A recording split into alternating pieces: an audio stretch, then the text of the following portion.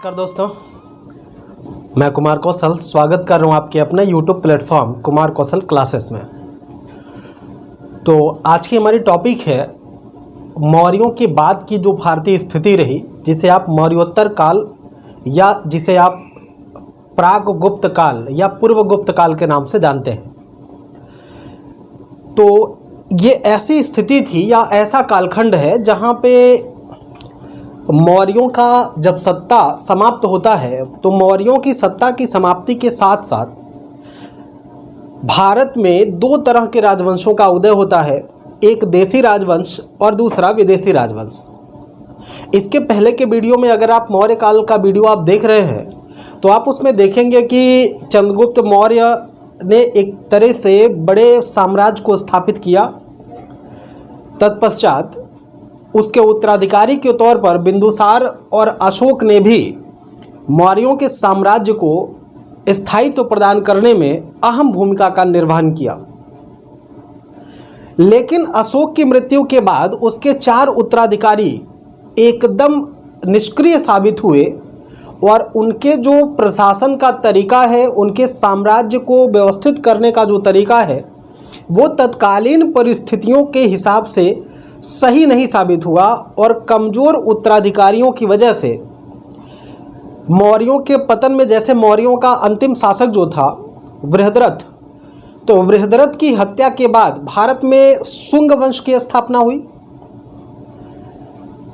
और दूसरी तरफ मध्य एशिया की कुछ राजनीतिक लोगों ने भारत पर अधिकार किया। हालांकि भारत के पश्चिमोत्तर क्षेत्रों पर तो विदेशियों का आक्रमण या अधिकार तो पहले से ही था। सिकंदर के ज़माने से आप देख रहे हैं कि पश्चिमोत्तर भारत का एक बड़ा भूभाग, जिसमें पाकिस्तान, वर्तमान पाकिस्तान, अफगानिस्तान, सिंध या पंजाब का एरिया, एक बड़े पैमाने पर इन एरिया को उसमें शामिल किया जा सकता है। जब चंद्रगुप्त मौर्य, आपको याद होगा वहाँ पे हमने चर्चा किया था कि जब चंद्रगुप्त मौर्य गद्दी पर बैठता है तो उसने सबसे पहले क्या नीति बनाई थी? पश्चिमोत्तर सीमा प्रांत विजय करने की नीति। और उसने उन विदेशियों से, माने जो सिकंदर के उत्तराधिकारी भारत के पश्चिमोत्तर क्षेत्रों पर अपना सत्ता स्थापित किए थे, उसे वो यहाँ से खदेड़ता है और लगभग अफगानिस्तान का पूरा एरिया भारतीय राजनीति में, भारतीय साम्राज्य में उसने शामिल कर लिया था। यद्यपि अशोक के उपरांत मौर्यों के कमजोर निर्बल शासकों की वजह से बृहद्रथ जैसे एक सेनापति ने, पुष्यमित्र शुंग जैसे एक सेनापति ने मौर्य शासक बृहद्रथ की हत्या करने के बाद भारत में शुंग वंश की स्थापना की, जो देसी राजवंश का पहला महत्वपूर्ण राजवंश माना जाता है। हालांकि देशी राज्यों में तो कई ऐसे राज्य हैं, कई ऐसे राजवंश हैं जिनका भारत पर शासन हुआ मौर्यों के पतन के बाद। तो मौर्यों के पतन के बाद, जैसे आप जानते हैं कि सबसे महत्वपूर्ण जो 2 राजवंशों का नाम लिया जाता है भारत में, मौर्यों के बाद 2 सबसे प्रमुख राजवंश हैं। एक तो शुंग वंश है और दूसरा आंध्र सातवाहन वंश। लेकिन इसके अलावा अगर हम ये देखें कि मौर्यों के पतन के बाद, जब मौर्यों का पतन हुआ तो एक बड़े संख्या में आप देखेंगे करीब 200 से 250 साल का इतिहास पूरी तरह से अंधकारमय रहा। इस कालखंड की जानकारी, माने मौर्यों के बाद और गुप्तों के पहले, गुप्त वंश के उदय के पहले और मौर्यों के पतन के बाद की क्या स्थिति रही, ये इतिहास थोड़ा सा डार्क हिस्ट्री माना जाता है, अंधकार युग का इतिहास माना जाता है, क्योंकि इस कालखंड में बहुत सारे प्रमाण जो हैं, जो वहाँ से साक्ष्य पाए गए हैं, वो अभी भी अप्रमाणित हैं। हालांकि तत्कालीन साहित्य में, सिक्कों में, अभिलेखों में इन राजवंशों की पुष्टि जरूर होती है, लेकिन एक व्यापक जो आपने एकीकृत राजवंश, एकीकृत साम्राज्य की व्यवस्था देखी, एक अखंड भारत का जो संकल्पना आपने मौर्यों के समय देखा था, अब उस तरह से अखंड भारत की संकल्पना का विनाश शायद दिखाई दे रहा है और पूरा का पूरा भारतीय क्षेत्र जो है वो छोटे छोटे राज्यों में बंट गया है। तो कई विदेशी राज्यों का और भारतीय राज्यों का एक साथ शासन चल रहा था। हम ये कह सकते हैं कि मौर्यों के पतन के बाद भारत में दो तरह की शक्तियां काम कर रही हैं, एक है देशी शक्ति और दूसरी है विदेशी शक्ति। विदेशी शक्तियों के अंतर्गत आप देखेंगे, जैसे यहाँ पर हमने देखिए डिवीज़न किया हुआ इसका, एक तो है विदेशी शक्ति और दूसरा है देशी राजवंश। तो विदेशी राजवंश और देशी राजवंश, विदेशी राजवंशों में अगर आप बात करें तो क्रमशः 4 राजवंशों ने यहाँ पे शासन किया है। ये बात आप ध्यान देंगे, ये क्रमशः 4 राजवंश हैं। कौन कौन से? हिंद यवन, या इसी को इंडो ग्रीक राजवंश कहते हैं, हिंद यवन अथवा इंडो ग्रीक। दूसरा शक, तीसरा पहलव वंश और चौथा है कुषाण राजवंश। मौर्यों के पतन के बाद जहां भारत में शुंग वंश की स्थापना हुई देशी राजवंश के तहत, वहीं दूसरी शक्ति भी यहीं पे काम कर रही थी। वो दूसरी विदेशी शक्ति थी जिसमें 4 राजवंशों ने शासन किया। क्रमशः नाम आप याद रख लेंगे, ये पूछा जाता है। हिंद यवन, या इसको इंडो ग्रीक कहेंगे। दूसरा शक राजवंश, तीसरा पहलव, चौथा कुषाण। हिंद यवन, शक, पहलव, कुषाण, ये 4 राजवंशों ने भारत पर शासन किया। इसके अलावा देशी राजवंशों के अंतर्गत देखा जाए तो जैसे हमने नाम लिया शुंग राजवंश का, शुंग के बाद दूसरा राजवंश था कण्व राजवंश, कण्व के बाद था आंध्र सातवाहन,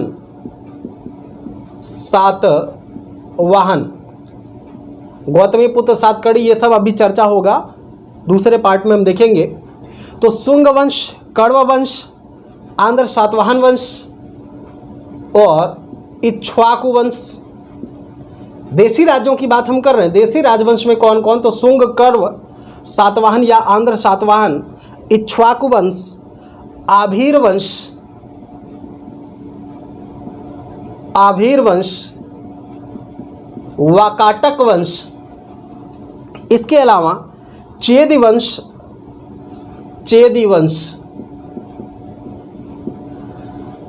तो इन देशी राज्यों ने शासन किया। तो आपको मौर्योत्तर काल में 2 राजनीतिक विचारधाराओं को, 2 राजनीतिक साम्राज्य को पढ़ने हैं।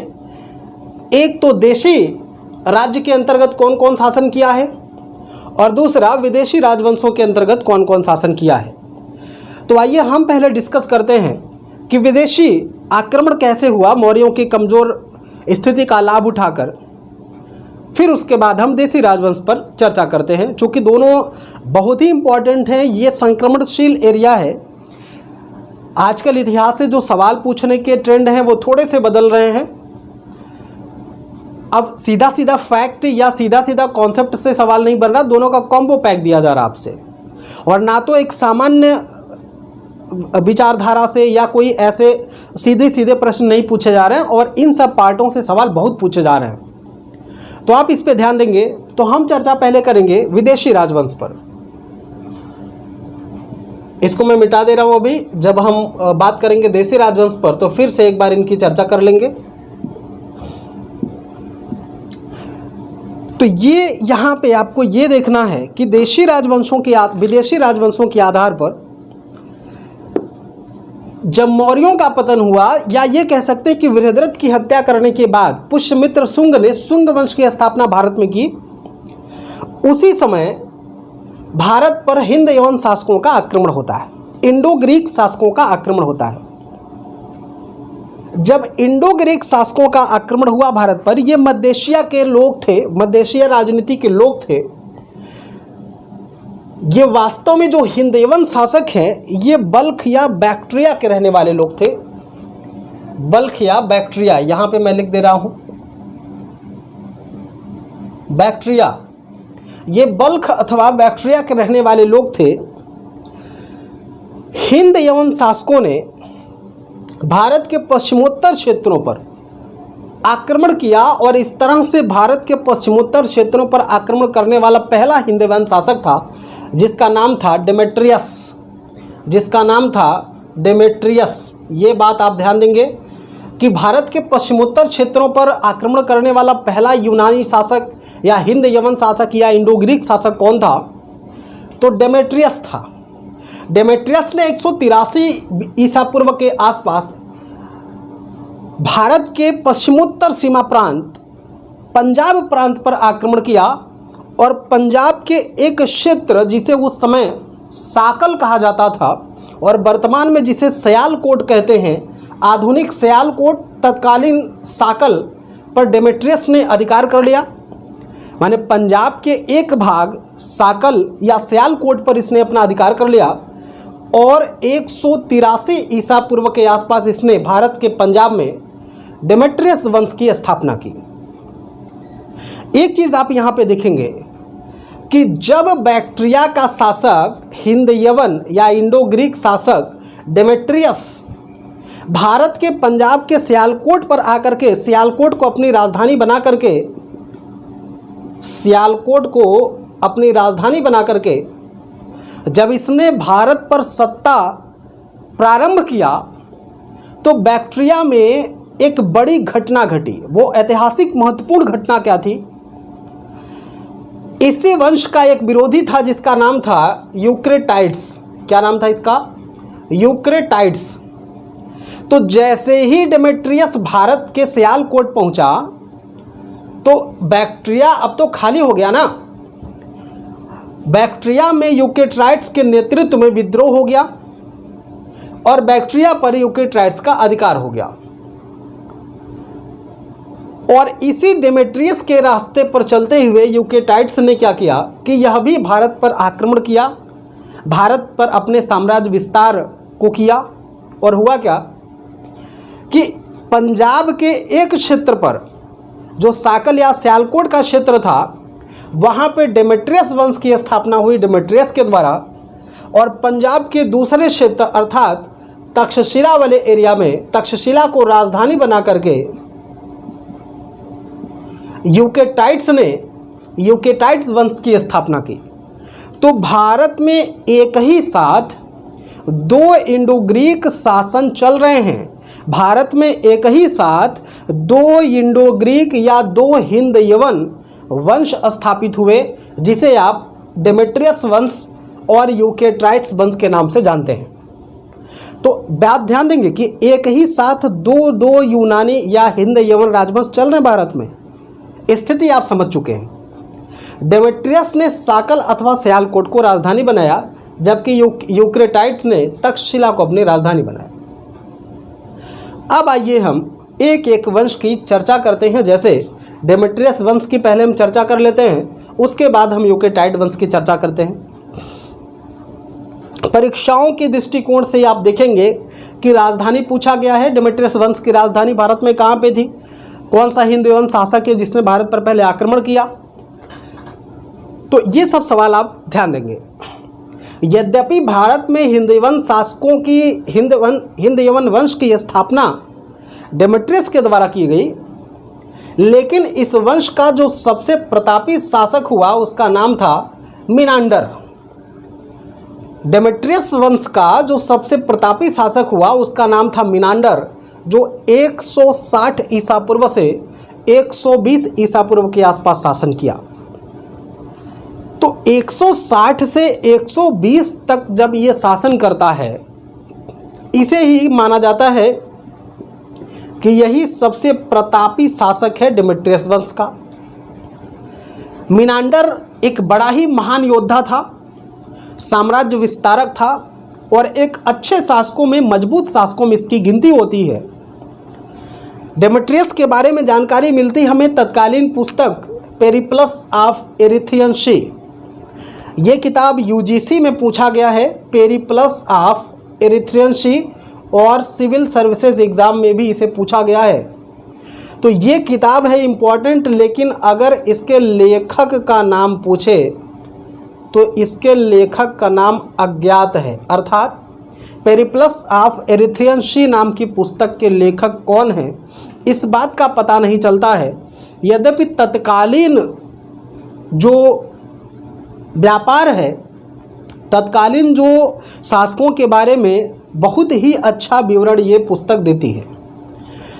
इसी पुस्तक में पेरिप्लस ऑफ एरिथियन सी में मिनांडर की चर्चा करते हुए कहा गया, इसके साम्राज्य विस्तार और साम्राज्य सीमा की चर्चा की गई और ये बताया गया कि मिनांडर के द्वारा चालू किया गया सिक्का, जो मिनांडर ने सिक्के चालू किए थे, उन सिक्कों की जो पहुंच थी या जो सिक्कों का प्रयोग है वो गुजरात के बंदरगाह, एक था गुजरात में बंदरगाह जिसका नाम भड़ौच था, तो भड़ौच के बंदरगाह पर भड़ौच के बाजार में खूब चलते हैं। इस तरह का उल्लेख मिलता है इस पुस्तक में। तो पेरिप्लस ऑफ एरिथियन सी नामक पुस्तक में यह बताया गया कि मिनांडर के सिक्के भड़ौच के बाजार में खूब चलते हैं। इस तरह से सेंटेंस ही पूछ लिया गया आपके परीक्षाओं में, तो यह सेंटेंस भी आप ध्यान देंगे। दूसरी बात, मिनांडर की चर्चा बौद्ध ग्रंथों में भी मिलती है। बौद्ध ग्रंथों में इसको मिलिंद कहा गया है। बौद्ध ग्रंथों में इसको क्या बोला गया है? मिलिंद। मिलिंद का मतलब है मिनांडर। बौद्ध ग्रंथों में मिलिंद के रूप में मिनांडर की चर्चा की गई है और कहा गया कि मिनांडर एक बौद्धिस्ट था, माने बौद्ध धर्म का अनुयायी था, ये बौद्ध धर्म का पोषक था। इसके बारे में चर्चा हमें मिलती है प्रसिद्ध बौद्ध संत या प्रसिद्ध बौद्ध भिक्षु जिसका नाम था नागसेन। एक बड़े प्रसिद्ध बौद्ध भिक्षु हुए जिनका नाम था नागसेन। नागसेन की एक पुस्तक है जिसका नाम है मिलिंद पन्हो, अर्थात मिनांडर के प्रश्न। ये पूछा जाता है, ध्यान देंगे आप, मिनांडर के प्रश्न या मिलिंद के प्रश्न। मिलिंद पन्हो का क्या अर्थ है? मिलिंद के प्रश्न या मिनांडर के प्रश्न, आप इसको लिख लेंगे, बार बार पूछा गया है कि मिलिंद पन्हो का क्या अर्थ है? मिनांडर के प्रश्न। और इस मिलिंद पन्हो का मतलब है कि नागसेन नाम के बौद्ध भिक्षु ने इस किताब को लिखा था। एक बार नागसेन मिनांडर के साम्राज्य में उसके दरबार में पहुंचा और बौद्ध धर्म का प्रचार प्रसार करने के उद्देश्य यह गया था। तो ऐसा उल्लेख मिलता है इस पुस्तक में कि मिनांडर बौद्ध भिक्षु नागसेन से कई सवाल किए, अनेक सवाल किए, जिसका संतोषजनक उत्तर दिया गया नागसेन के द्वारा। और नागसेन के उत्तर से मिनांडर इतना ज़्यादा प्रभावित हुआ कि उसने बौद्ध धर्म को स्वीकार कर लिया, बौद्धिस्ट बन गया। तो इस तरह की सूचना मिल रही है किसमें? मिलिंद पन्हो में मिल रही है। तो आपसे यह भी पूछा जाता है कि मिलिंद पन्हो में क्या है? तो मिलिंद पन्हो में क्या है? मिलिंद के प्रश्न हैं और नागसेन के उत्तर हैं। मिलिंद के द्वारा पूछे गए प्रश्नों के नागसेन द्वारा दिए गए उत्तर का ही संकलन किया गया है मिलिंद पन्हो में। तो उम्मीद है कि आप ये बात समझ पाए होंगे। दूसरी तरफ हम देखें, ये तो बात रही सिर्फ डेमेट्रियस वंश की, और इतनी ही बात आपको जाननी है। अगर आपको एग्ज़ाम क्लियर करना है तो इससे ज़्यादा पढ़ने के चक्कर में मत पड़िएगा। बहुत सी चीज़ें मैं इसमें समेट करके देने का प्रयास कर रहा हूँ। वीडियो ही पर्याप्त है आपके लिए। अगर आपने इतना देख लिया तो मुझे पूरा विश्वास है कि किसी भी एग्ज़ाम में अगर इतिहास से 100 सवाल पूछे जा रहे हैं तो 85 से 95 सवाल तो आप मेरे लेक्चर से ही सही करके आएंगे। तो एकदम विश्वास करके जुड़िएगा मित्रों। मेरा पूरा इरादा है कि मैं जीएस को इस लेवल से आपको पढ़ाऊं कि आपको कोचिंग और यूट्यूबर, जो यूट्यूब पे लोग पढ़ाते हैं, मैंने कई लोगों के वीडियोस देखे हैं, लेकिन वो क्वालिटी या उस लेवल का लोग नहीं पढ़ाते हैं। वन लाइनर पढ़ा करके भाग जाते हैं, तो आपको कहीं ना कहीं कोचिंग की कमी रह जाती है। मैं इसीलिए थोड़ा सा अंदर जा कर के पढ़ाने का प्रयास करता हूं कि आपको, अगर आप थोड़ा सा किताबों का अध्ययन कर रहे हैं, देखिए किताबों का अध्ययन बहुत ज़रूरी है। किताबें आपको बोलना सिखाती हैं, किताबें आपको लिखना सिखाती हैं, किताबें आपको बहुत ज़्यादा ज्ञान देती हैं। तो किताब तो ज़रूर आपको पढ़ना है, लेकिन और किसी का नोट्स आपको नहीं पढ़ना, और किसी का वीडियो आप नहीं देखे कोई बात नहीं है। मेरा वीडियो देखिए और आप इससे संबंधित कोई भी एक किताब पढ़ लीजिए, ताकि आपको शब्द आपके जहन में आ जाए तो पर्याप्त है आपका। चाहे आप सिविल दीजिए, चाहे वनडे दीजिए। आइए हम चर्चा करते हैं आज यूक्रिटाइड वंश की। यूकेटाइड वंश में हुआ क्या कि यूकेटाइड्स ने इस वंश की स्थापना की और तक्षशिला को इसने राजधानी बनाया। यद्यपि इस वंश का जो सबसे महान शासक हुआ उसका नाम था एंटियालकिड्स। इस वंश का सबसे महान शासक क्या हुआ, कौन हुआ? एंटियालकिड्स। नाम सुन लीजिएगा, थोड़ा सा टफ नाम है, लेकिन 2-3 बार आप पढ़ लेंगे, नाम को सुन लेंगे तो कोई कठिन नहीं होगा। एंटियालकिड्स यूकेटाइड्स वंश का शासक हुआ, जो सबसे महान शासक था। और इसी के समय कहा जाता है कि भारत में उस समय शुंग वंश की सत्ता चल रही थी। जैसे भारत देशी राज्य और विदेशी राज्य की बात किया था हमने, तो भारत में उस समय शुंग वंश का शासन चल रहा था। और इसी समय शुंग शासक भागभद्र के विदिशा दरबार में, शुंग शासक भागभद्र के विदिशा दरबार में एंटियालकिड्स का राजदूत हेलियोडोरस आया था। यह भी इंपॉर्टेंट बात है, पूछा जाता है कि हेलियोडोरस किसके दरबार में आया था। तो शुंग शासक भागभद्र के विदिशा के दरबार में एंटियालकिड्स का राजदूत हेलियोडोरस आया था। यही हेलियोडोरस है जिसने शुंग शासक भागभद्र से अनुमति लेकर के इसने एक गरुड़ स्तंभ, विदिशा में एक गरुड़ स्तंभ की स्थापना करवाई। अगर ये हेलियोडोरस जो है ये गरुड़ स्तंभ की स्थापना करवा रहा है, तो गरुड़ का मतलब आप जान रहे हैं कि यह वैष्णव धर्म का प्रतीक है, भगवान विष्णु का प्रतीक है। तो अगर ये वैष्णव धर्म का प्रतीक है और ये गरुड़ स्तंभ की स्थापना करवा रहा है, तो ये तो जाहिर सी बात है ना कि ये वैष्णव मतावलंबी रहा होगा। तो ये गरुड़ स्तंभ इस बात का प्रमाण करता है कि एंटियालकिड्स और हेलियोडोरस किस धर्म के मानने वाले रहे होंगे, तो ये वैष्णव धर्म के अनुयायी रहे होंगे। और इसी गरुड़ स्तंभ पर वासुदेव कृष्ण का नामांकन मिलता है। वासुदेव कृष्ण का नामांकन होना, गरुड़ स्तंभ की स्थापना करवाना, ये अपने आप में इनके वैष्णव धर्म का अनुयायी होने में, वैष्णव मतावलंबी होने का एक बेहतर विश्वसनीय प्रमाण माना जाता है। क्योंकि अभिलेख आप जानते हैं कि सबसे विश्वसनीय प्रमाण है इतिहास में। तो ये चीज़ें आप ध्यान देंगे। अब थोड़ा सा हम ये देख लेंगे कि इनका प्रभाव क्या पड़ा। इनका माने जब हिंद यवन का भारत पर आक्रमण हुआ, तो हिंद यवनों का या इंडो ग्रीक का क्या प्रभाव पड़ा भारत पर, आइए जरा सा उसकी चर्चा कर लेते हैं। अगर आप इसका स्क्रीनशॉट लेना चाहें तो आप स्क्रीनशॉट ले सकते हैं। हिंद यवन शासकों का राजनीतिक इतिहास आपने पढ़ा या इसे इंडो ग्रीक शासकों का राजनीतिक इतिहास आपने देखा। चूँकि भारत पर या भारत के पश्चिमोत्तर क्षेत्रों पर जब हिंद यवन शासकों का अधिकार हुआ, तो उनके अधिकार का प्रभाव क्या भारत पर पड़ा, ये भी इम्पॉर्टेंट है। और ज़्यादातर सवाल तो इन्हीं पॉइंट से पूछे जाते हैं। इसको हमने यहाँ पे कलेक्ट कर लिया है, आप इसको देख सकते हैं। हमने 60 में लिखा है, लेकिन हम पूरी व्याख्या करेंगे, तो आप उसको सुन के आपकी इच्छा करे तो आप उसे नोट कर लेंगे या तो 2-3 मरतबा सुन लेंगे। तो प्रभाव क्या पड़ा, इंडो ग्रीक शासकों का भारत में प्रभाव क्या पड़ा, भारत में आने का क्या प्रभाव पड़ा भारत पर, इसको देखते हैं। सबसे पहली बात इसमें है कि ये काली मिर्च को बहुत ही प्रिय समझते थे। मतलब काली मिर्च, आपको पता है कि भारत के दक्षिण क्षेत्रों में, केरल, कर्नाटक इत्यादि में काली मिर्च जो मसाला के रूप में प्रयोग होता है, उसका उत्पादन किया जाता है। तो इनको भारत की काली मिर्च बड़ी पसंद थी। इसीलिए भारतीय काली मिर्च को काला सोना के नाम से जाना जाता है। इंडो ग्रीक शासकों ने काली मिर्च को क्या कहा, काला सोना कहा। या चूंकि ये यूनानियों के लिए प्रिय था, इसीलिए इसको यवन प्रिय भी कहा जाता है। तो पूछा जाता कि काला सोना किसे कहा गया है, तो काला सोना किसे कहा गया, काली मिर्च को।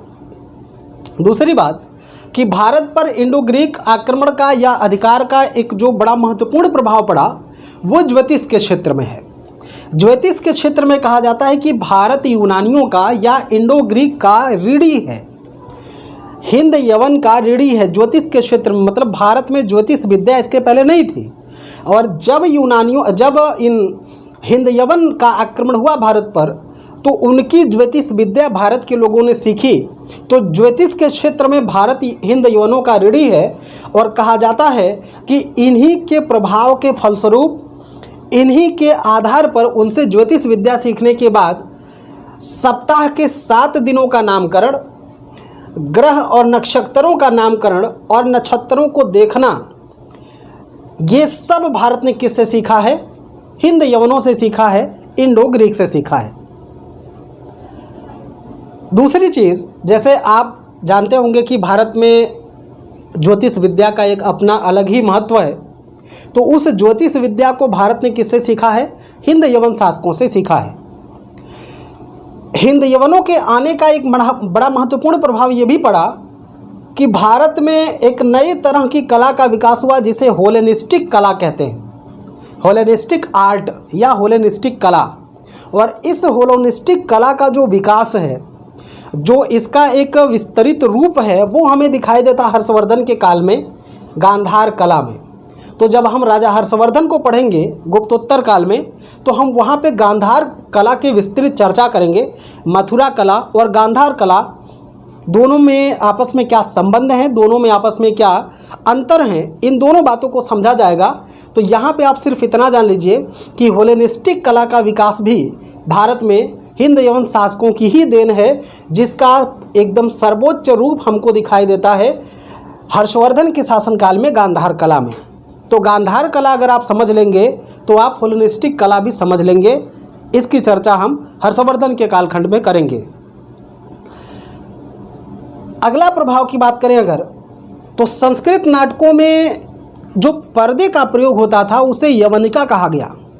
इसके पहले संस्कृत नाटकों में यवनिका का अर्थात पर्दा का प्रयोग नहीं होता था। हिंद यवन शासकों के भारत में आने के बाद ही संस्कृत नाटकों में पर्दा का प्रयोग किया गया है। यदि आप नाटक देखे होंगे तो आप जानते होंगे पर्दा गिरता है, पर्दा उड़ता है। तो इस तरीके से पर्दे का प्रयोग सबसे पहले संस्कृत नाटकों में दिखाई देता है। इनके आक्रमणों के प्रभाव के फलस्वरूप ही जिसे कहा गया यवनिका। ठीक है, क्या बोला गया इसको? यवनिका। पर्दा कहिए चाहे यवनिका कहिए, दोनों बात एक ही है। और यहीं से भारतीय महिलाओं में, जो भारतीय महिलाएं हैं, उनमें पर्दा प्रथा की शुरुआत हुई। पर्दा प्रथा का विकास यहीं से दिखाई देता है। ठीक है, तो पर्दा प्रथा का विकास आप देख लीजिए, समझ लीजिए कि पर्दा की शुरुआत कहाँ से हो रही है। तो वो विदेशियों के माने हिंद यवन के आने के साथ ही साथ। अगली बात हम देखेंगे जो सबसे महत्वपूर्ण है और सबसे इम्पोर्टेंट प्रभाव है कि हिंद यवन शासकों ने ही भारत में सबसे पहले सोने के सिक्के जारी किए। फिर से बोल रहा हूँ, सुन लीजिए कि हिंद यवन शासकों ने ही या इंडो ग्रीक शासकों ने ही सर्वप्रथम भारत में सोने के सिक्के जारी किए। और इस शासक में जिसका नाम आता है वो नाम है मिनांडर का। माने वंश ही हालांकि पूछा जाता, मिनांडर नहीं पूछा गया। ये पूछा गया है कि भारत में सोने की सिक्का सबसे पहले किसने जारी किया है, तो वो हिंद यवन शासकों ने ही जारी किया। बस इतनी बात आपको जाननी है। लेकिन थोड़ा सा अगर हम गहराई से इसे समझने का प्रयास करें मित्रों, तो ये आप देखेंगे कि भारत में सबसे पहले हिंद यवन शासकों ने सोने के सिक्के जारी किए। और इसकी विशेषता क्या रही कि उन सिक्कों पर, उन सोने के सिक्कों पर, स्वर्ण के सिक्कों पर राजा की आकृति होती थी और उस पर लेख लिखा गया होता था। तो पूरा लाइन अगर हम बोले तो हिंद यवन शासकों ने भारत में सबसे पहले राजा का चित्रयुक्त और लेख युक्त सिक्के जारी करने का प्रयास किया। तो ये एक इंपॉर्टेंट बात हो जाएगी। उस पर लेख भी लिखा है, मतलब एक सिक्का है, इस सिक्के पर राजा की आकृति भी बनाई गई है और उसी के साथ साथ उस पर कुछ लेख भी लिखा गया है। तो राजा की आकृति कहिए चाहे राजा का चित्र कहिए, और लेख युक्त सिक्के जारी करने की शुरुआत भारत में किसने की, तो हिंद यवन शासकों के द्वारा की गई। इनके स्वर्ण सिक्कों को स्टेटर कहा जाता था। ये इंपॉर्टेंट बात है, इसको भी आप ध्यान से सुनेंगे कि हिंद यवन के सोने के सिक्के को, स्वर्ण के सिक्के को स्टेटर बोला जाता था, जो 133 ग्रेन के होते थे। कितने ग्रेन के? 133 ग्रेन के होते थे। ग्रेन एक इकाई है, जैसे आज ग्राम है, किलो है, ठीक ना, उसी तरीके से यह एक इकाई थी। कैरेट है, सोने को तो हम कैरेट में मापते हैं ना, तो 24 कैरेट का शुद्ध सोना होता है। तो ये एक इकाई है मापने की, उस ज़माने में प्रचलित थी। तो 133 ग्रेन का होता था। माने हिंद एवं शासकों का जो स्वर्ण सिक्का है वो कैसा होता था, स्टेटर बोलते थे, और 133 ग्रेन का होता था। जबकि चांदी के सिक्के को द्रम्य कहा जाता था। चांदी के सिक्के को क्या बोलते थे, द्रम्य। चांदी के सिक्के को द्रम्य बोलते थे।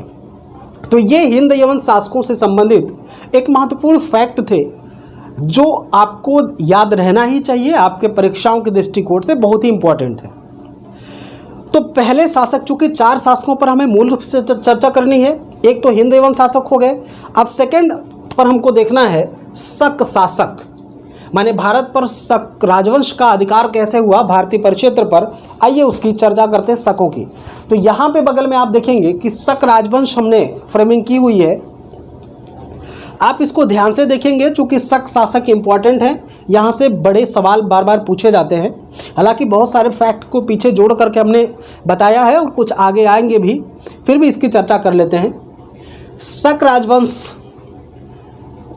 ये जो शक हैं ये मध्य एशिया में चीन के आसपास यूची एक जनजाति हुआ करती थी। उसी जनजातियों में ये खाना बदोश और बड़े खूंखार जाति के लोग थे। खाना बदोश थे, खूंखार जाति के लोग थे। इसी यूची कबीले से या यूची जनजाति के लोगों से शकों का संघर्ष हुआ, और इस संघर्ष का प्रभाव ये पड़ा कि यूची जाति इसमें जीत जाती है और शक पराजित हो जाते हैं। और ये चीनी ग्रंथों में इस बात का उल्लेख मिलता है कि लगभग 165 ईसा पूर्व के आसपास यूची जनजातियों ने शकों को पराजित कर दिया और ये अपना स्थान छोड़ने के लिए बाध्य हुए। इन्हीं शकों को चीनी ग्रंथों में सई अथवा सई बाग कहा गया है। ये बात आप ध्यान देंगे, इन्हीं शक शासकों को सई अथवा सई बाग कहा गया चीनी ग्रंथों में। ये सवाल पूछा गया है कि सई उपाधि किसकी है। तो जब ये शक शासक यूची जाति से पराजित हुए, एसएससी सीजीएल में यह भी पूछा गया है कि शक किससे पराजित हुए, किस जनजाति से पराजित होकर भारत की ओर आए थे। तो ये यूची जाति से, यूची कबीले से, यूची जनजाति से पराजित हुए थे और यूचियों ने इनको पराजित करके शकों को अपना स्थान छोड़ने पर बाध्य किया। और ये कई शाखाओं में बट गए। हालांकि मूल रूप से तो कहा जाता है कि ये 7 शाखाओं में बटे थे, लेकिन भारत में इनकी 4 शाखाएं आती हैं।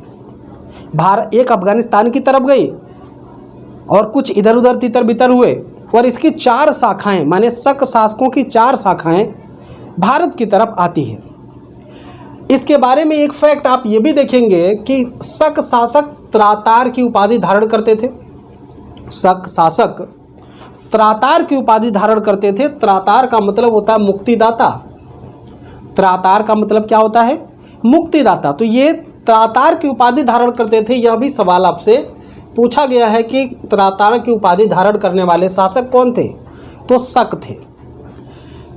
बहरहाल शकों का जो झुंड है वो भारत में जब प्रवेश किया तो इसको आप देखेंगे कि भारत में इसे हम 2 रूप में समझते हैं। एक तो कहते हैं उत्तरी क्षत्रप और दूसरी कहेंगे पश्चिमी क्षत्रप। माने शक जब भारत में पहुँचे तो ये 2 शाखाओं में बंट जाते हैं। एक को हम कहेंगे उत्तरी क्षत्रप और दूसरे को कहेंगे पश्चिमी क्षत्रप। लेकिन इनमें भी उत्तरी क्षत्रप 2 शाखाओं में बट गए और पश्चिमी क्षत्रप 2 शाखाओं में बट गए। देखिए,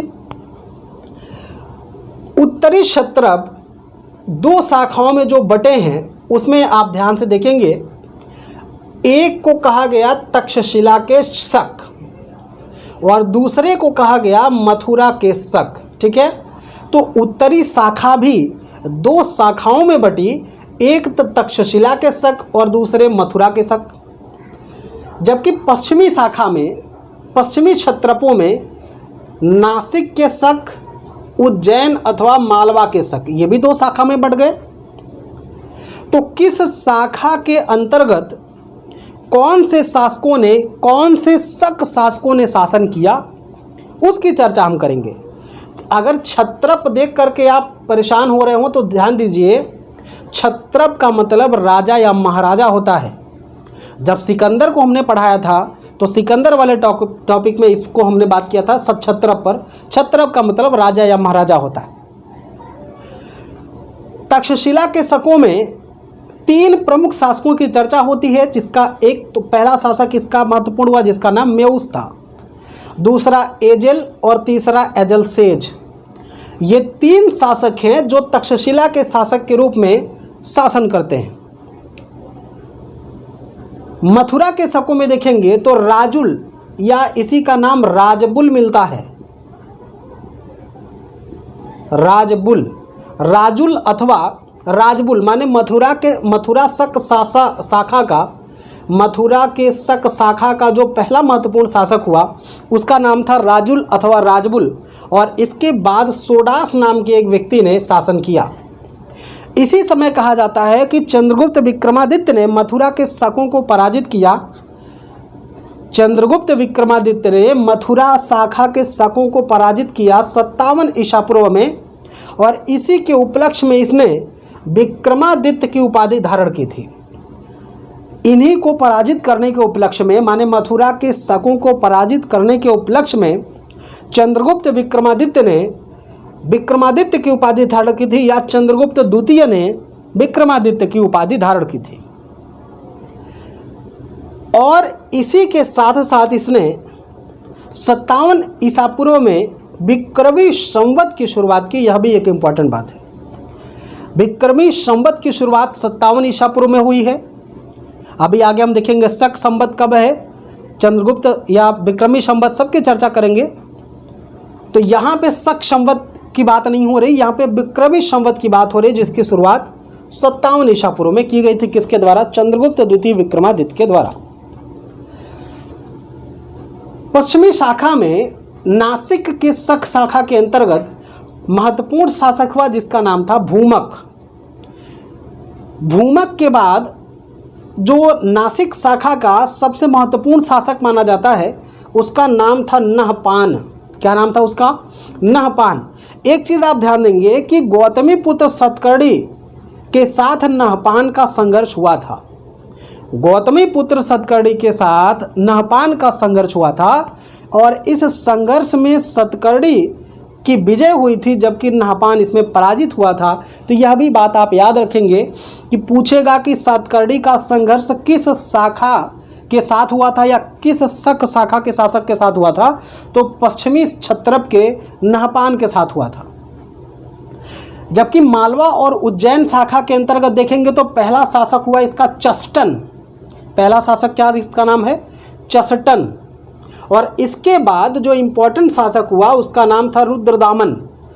तो मौर्यों को पढ़ाते समय मौर्यों के इतिहास के जानकारी के स्रोत में हमने चर्चा की थी रुद्रदामन के जूनागढ़ अभिलेख की। तो रुद्रदामन की ऐतिहासिकता का महत्व यहीं से बढ़ जाता है कि रुद्रदामन ने 130 से 150 ईस्वी तक, ये ध्यान देंगे ईस्वी है, ईसा पूर्व नहीं है। रुद्रदामन 130 से 150 ईस्वी तक शासन किया, और 150 ईस्वी के आसपास इसने जूनागढ़ अभिलेख जारी किया, जो संस्कृत भाषा का पहला अभिलेख माना जाता है, जिसमें चंपू शैली का प्रयोग किया गया। चंपू शैली का मतलब गद्य और पद्य दोनों का सम्मिलित रूप। अगर आपको जूनागढ़ अभिलेख के बारे में ज़्यादा जानकारी चाहिए तो आप मौर्य वंश के पहले वाले में आप जा करके पार्ट में देख सकते हैं। ये हमारे प्लेलिस्ट में उपलब्ध है। आप चैनल पे जाइए, प्लेलिस्ट में जाइए, एंशिएंट हिस्ट्री का पार्ट बना हुआ है, उस प्लेलिस्ट में जा करके आप इसको देख सकते हैं। और इसके बाद रुद्रदामन के बाद तीसरा शासक हुआ जिसका नाम था रुद्र सिंह तृतीय। इसी रुद्र सिंह तृतीय के साथ चंद्रगुप्त द्वितीय का संघर्ष हुआ, और इसी चंद्रगुप्त द्वितीय की पराजय के बाद इसी चंद्रगुप्त द्वितीय ने जब इसको पराजित किया तो वास्तव में इसी के पराजय के बाद इसने विक्रमादित्य की उपाधि धारण की थी और व्याघ्र शैली के सिक्के जारी किए थे। यहाँ पे आप देखेंगे कि जब इसने माने चंद्रगुप्त द्वितीय विक्रमादित्य ने इसको पराजित किया, इस बात का उल्लेख हमको मिलता है कि विक्रमादित्य ने सोडास या मथुरा के शासकों को पराजित किया था, और इसी के उपलक्ष्य में इसने शक संवत को जारी किया था। यहाँ पे आप ध्यान देंगे कि विक्रमादित्य की उपाधि धारण कर रहा है चंद्रगुप्त द्वितीय। शायद यहाँ पे मैं गलती से बोल दिया हूँ कि ये विक्रमादित्य की उपाधि इसको पराजित करके धारण करता है, नहीं, यहाँ पे सिर्फ संवत का प्रचलन करता है। ये विक्रमी संवत की शुरुआत यहाँ पे हुई है। विक्रमादित्य की उपाधि धारण इसके पराजय में नहीं बल्कि मालवा या उज्जैन के शासकों के पराजय माने रुद्र सिंह तृतीय के पराजय के बाद किया है। तो चंद्रगुप्त द्वितीय ने विक्रमादित्य की उपाधि धारण की और व्याघ्र शैली के सिक्के जारी किए। व्याघ्र शैली का मतलब बाघ, उस पर चित्र है, बाघ का चित्रांकन किया गया है। तो ये पूरा का पूरा हमने देख लिया हिंद यवन शासकों को अथवा इंडो ग्रीक शासकों को, और साथ ही साथ हमने शक को देख लिया। अब दो महत्वपूर्ण राजवंश इसमें बचे हैं, पहलव और कुषाण। आइए अब हम लोग पहलव और कुषाण राजवंश की चर्चा करते हैं। पहलव वंश, तो पहलव वंश को हम देखते हैं तो ये मूलतः बैक्ट्रिया के पश्चिम पार्थिया के निवासी थे। और ये जो पार्थिया की अवस्थिति है ये पार्थिया बैक्ट्रिया के पश्चिम में है और कैस्पियन सागर के दक्षिण पूर्व में है। तो ये पहलव वंश के संस्थापक या पहलव शासक मूलतः पार्थिया के निवासी थे, जो बैक्ट्रिया के पश्चिम में और कैस्पियन सागर के दक्षिण पूर्व में स्थित था। पहलव वंश का पहला शासक हुआ मोनोनीज और इसके बाद क्रमशः स्पेलिसिस और मिथ्रेडेट्स द्वितीय, गोंडोफर्नीज, इन शासकों ने क्रमशः शासन किया था पहलव वंश पर। अगर हम बात करें इसमें मिथ्रेडेट्स की, तो मिथ्रेडेट्स प्रथम जो था इसे ही पहलव वंश का भारत में वास्तविक संस्थापक माना जाता है। और इसने तक्षशिला को राजधानी बनाया और तक्षशिला के क्षेत्र पर अपना अधिकार किया था।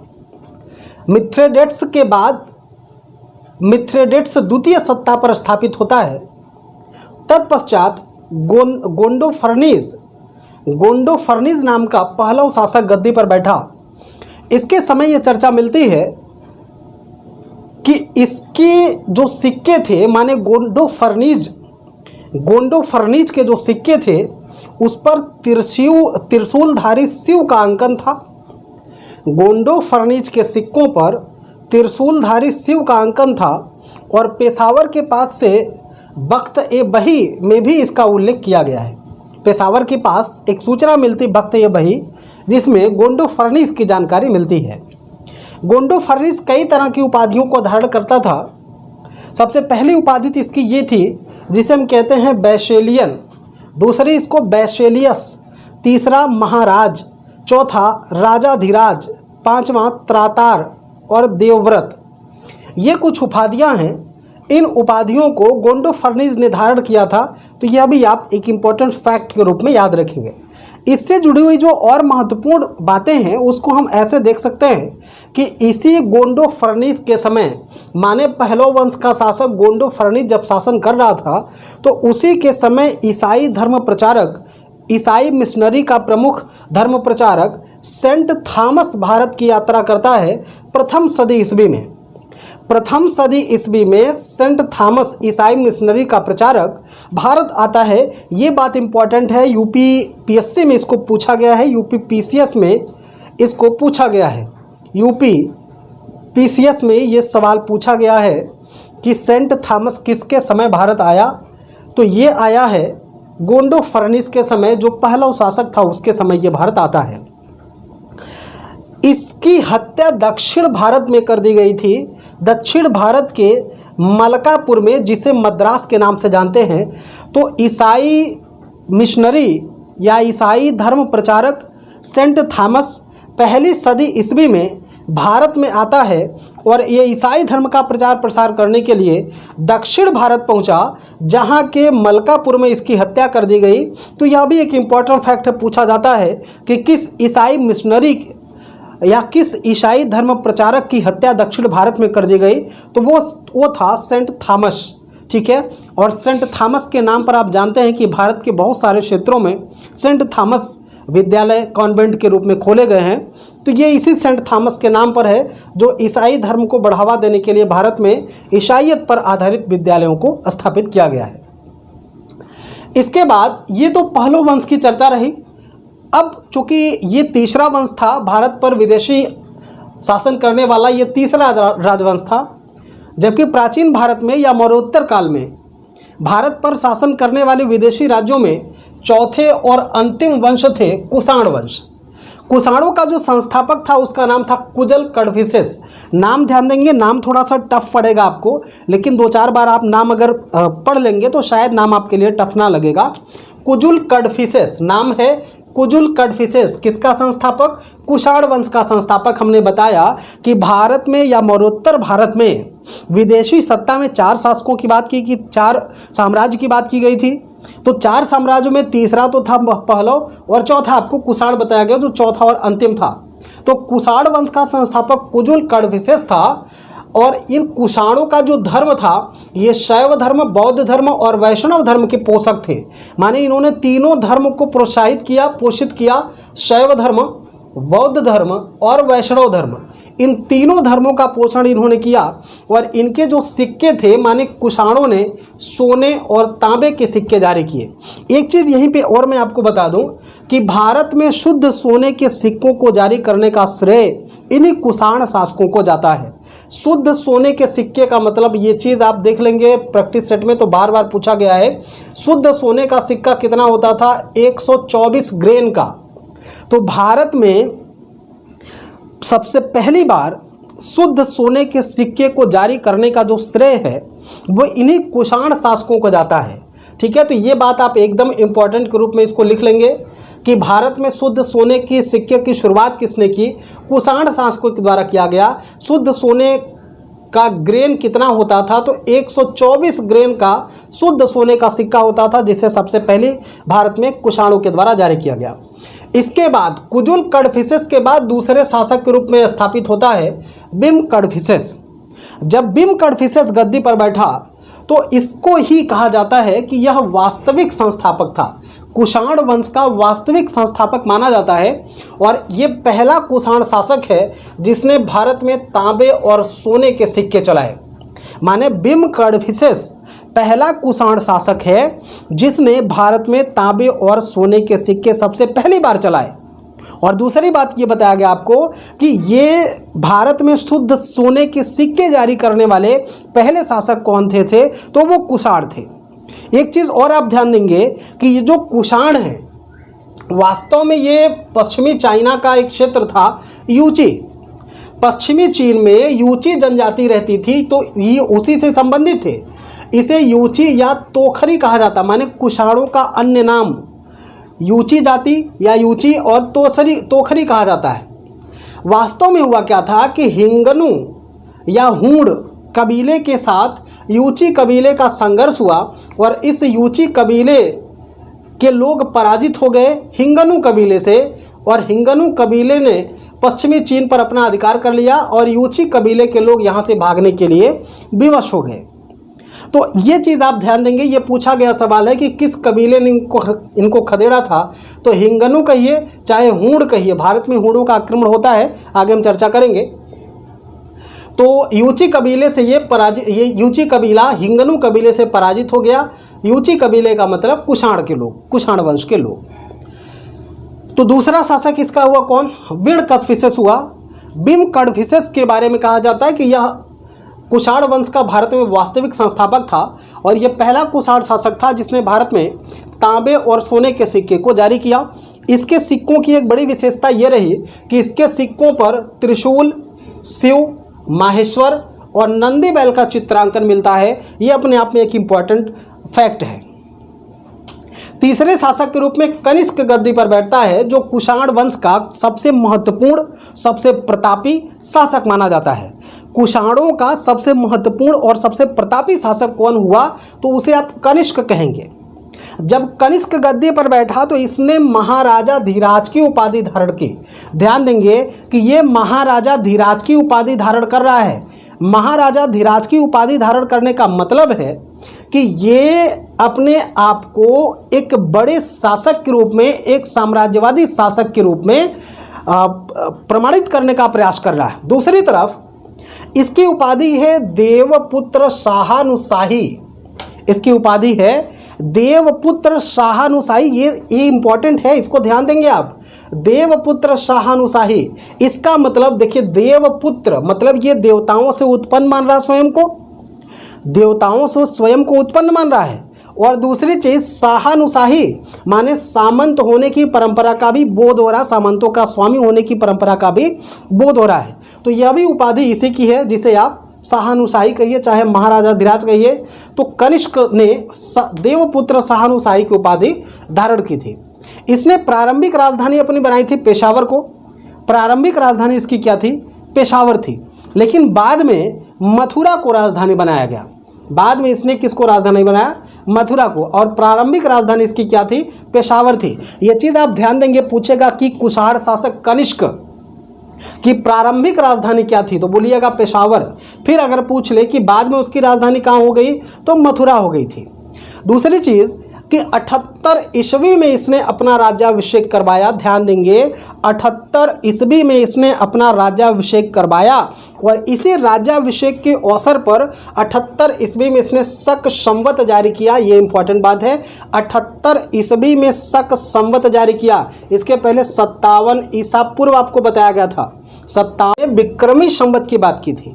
57 ईसा पूर्व में क्या बताया था? विक्रमी संवत। जबकि 78 ईस्वी में हमने शक संवत की बात की है। तो 78 ईस्वी में जब ये अपना राज्याभिषेक करवाया तो इसने शक संवत जारी किया।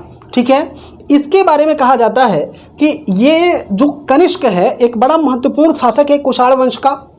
और इसने भारत में अपनी सत्ता को मजबूत करने के लिए, और यहाँ तक कहा जाता है कि जो चीन से लेकर के रोम तक रेशम मार्ग था, उस रेशम मार्ग पर अधिकार करने के लिए कुषाण शासक कनिष्क ने चीन से 2 बार युद्ध किए हैं।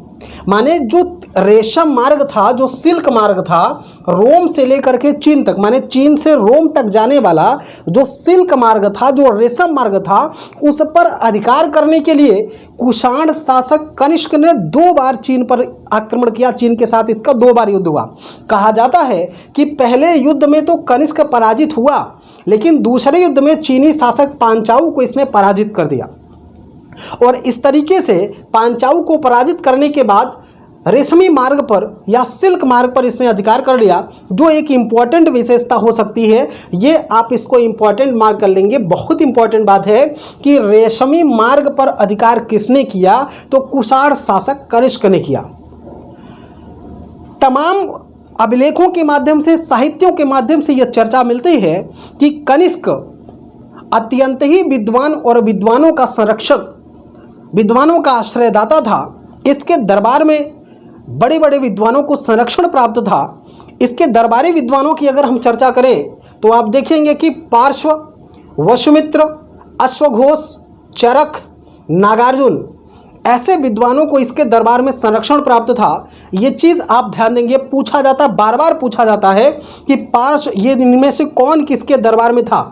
जैसे चरक, नागार्जुन, अश्वघोष, वसुमित्र, पार्श्व, इनके बारे में कई बार पूछा गया है कि इन विद्वानों का आश्रयदाता कौन था, इनका संरक्षक कौन था।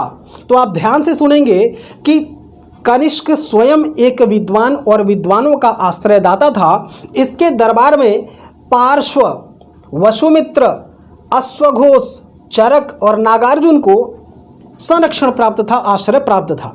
देखिए, ये जो पार्श्व है, पार्श्व बौद्ध भिक्षु थे और इन्हीं के कहने पर कनिष्क ने चौथी बौद्ध संगीति का आयोजन करवाया था, जिसके अध्यक्ष बनाए गए थे वसुमित्र।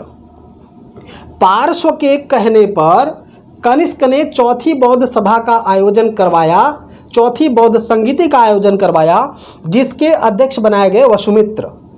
और अश्वघोष इसके उपाध्यक्ष थे। ये बात आप बौद्ध वाले टॉपिक में जाकर के देख सकते हैं, प्लेलिस्ट में उपलब्ध है। अश्वघोष, इनमें से जो महत्वपूर्ण थे, एक तो चरक और दूसरे इंपॉर्टेंट व्यक्ति हैं नागार्जुन। हालांकि इंपॉर्टेंट सब हैं, याद तो आपको सबको रखना है। लेकिन अगर हम बात करें चरक की, तो कनिष्क के दरबार के एक बड़े विद्वानों में एक महत्वपूर्ण व्यक्तित्व के रूप में चरक का नाम आता है। चरक को भारतीय आयुर्वेद का जनक भी कहा जाता है, भारतीय आयुर्वेद चिकित्सा शास्त्र का जनक भी कहा जाता है। चरक ने एक पुस्तक लिखी है जिसे कहते हैं चरक संहिता। चरक ने एक पुस्तक लिखी, चरक संहिता, और इसी चरक संहिता में आयुर्वेद की तमाम शाखाओं के बारे में चर्चा की गई है। नागार्जुन को शून्यवाद का जनक माना जाता है, शून्यवाद का संस्थापक माना जाता है। ये बात आपके लिए बहुत इंपॉर्टेंट है, कई बार परीक्षाओं में पूछा गया है कि शून्यवाद का जन्मदाता किसे माना जाता है या शून्यवाद का जनक किसे माना जाता है। देखिए, शून्य का जनक अलग है, शून्यवाद अलग है, ठीक है। ये फिलॉसफी की बात है, दर्शन की बात है। तो दर्शन में शून्यवाद का जन्मदाता किसे मानते हैं? नागार्जुन को माना जाता है। नागार्जुन की पुस्तकों से भी सवाल पूछता है, जैसे माध्यमिक कारिका, युक्ति षष्ठिता और प्रज्ञा पारमिता। ये कुछ नागार्जुन के प्रमुख पुस्तक हैं। इसमें माध्यमिक कारिका को कई बार पूछा गया है और प्रज्ञा पारमिता शास्त्र को भी कई बार पूछा गया है। तो ये दोनों पुस्तकों के नाम आपको याद रखने चाहिए। इसके अलावा अगर हम बात करें अश्वघोष की पुस्तकों पर, तो अश्वघोष ने देखिए बुद्ध चरित्र नाम के पुस्तक लिखे हैं, सौदरानंद नामक पुस्तक लिखा है, सारीपुत्र प्रकरण नाम का पुस्तक है, वज्र सूची और सूत्रालंकार। ये अश्वघोष के महत्वपूर्ण पुस्तकें हैं जिससे हमें बौद्ध धर्म के विभिन्न पहलुओं की जानकारी मिलती है, ठीक है। तो ये तो बौद्ध धर्म से संबंधित लोग थे। अब हम चर्चा कर लेते हैं, चूँकि कनिष्क के बारे में आप अगर अध्ययन करते हैं तो कनिष्क अपने आप में एक बड़ा महत्वपूर्ण शासक साबित होता है और इसी के कालखंड में कई तरह के विशेष कलाओं का भी विकास होता है। जैसे कनिष्क के समय कहा जाता है कि ये गांधार कला और मथुरा कला का जन्म होता है। आइए जरा सा इसको हम देखते हैं कि कनिष्क के समय दो तरह की कलाओं का भी जन्म हुआ है। एक है गांधार कला और दूसरा है मथुरा कला। गांधार कला और मथुरा कला, ये दोनों कलाओं का विकास मूल रूप से आप इसी के समय दिखाई देते हैं। जैसे बताया गया था कि हेलेनिस्टिक कला, इसके पहले हमने चर्चा किया था हेलेनिस्टिक कला। तो हेलेनिस्टिक कला क्या है? इसी के समय माने मूल रूप से तो आप कनिष्क के समय ही कहेंगे। कनिष्क के समय ये जो गांधार कला का विकसित रूप दिखाई देता है, इसी को आप हेलेनिस्टिक कला का एग्जाम्पल मान सकते हैं। तो यहाँ पे सिर्फ कला की हम इतनी ही चर्चा करेंगे, चूँकि मथुरा कला और गांधार कला अपने आप में एक बड़ा विषय वस्तु है और उसके लिए हम एक अलग से वीडियो बना देंगे कलाओं पर, जिसमें तमाम कला से संबंधित चीज़ों को समाहित किया जाएगा। यहाँ पे सिर्फ राजनीतिक इतिहास की चर्चा कर रहे हैं, इसलिए इतना बस आप जानते रहिए कि गांधार कला और मथुरा कला गांधार में विकसित होने के कारण इसे गांधार कला कहा गया और मथुरा में विकसित होने के कारण इसे मथुरा कला कहा गया। इसे मथुरा कला कहा गया। इसके अलावा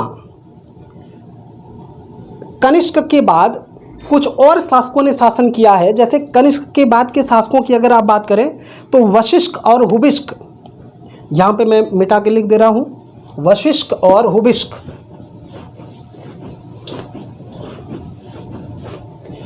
कनिष्क के बाद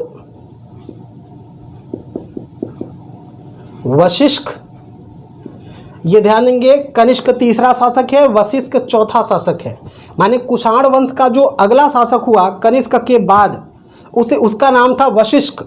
वशिष्ठ से संबंधित जो बातें हैं, ये कहा जाता है कि वशिष्ठ जो है ये वैष्णव धर्म का अनुयायी था। इसने वैष्णव धर्म को संरक्षण दिया और इसके बाद ये वैष्णव धर्म का अनुयायी था। इसके बाद पांचवें शासक के रूप में हुबिष्क गद्दी पर बैठता है। हुबिष्क एक इंपॉर्टेंट शासक है, वो इसलिए कि अगर आप हुबिष्क की बात करें तो हुबिष्क वास्तव में शैव मतानुयायी था। हुबिष्क शैव मतानुयायी था और इसके सिक्कों पर देखा जाए तो उमा देवी, कार्तिकेय, अस्कंद, उमा देवी, कार्तिकेय और अस्कंद, इसी के साथ साथ चतुर्भुज विष्णु,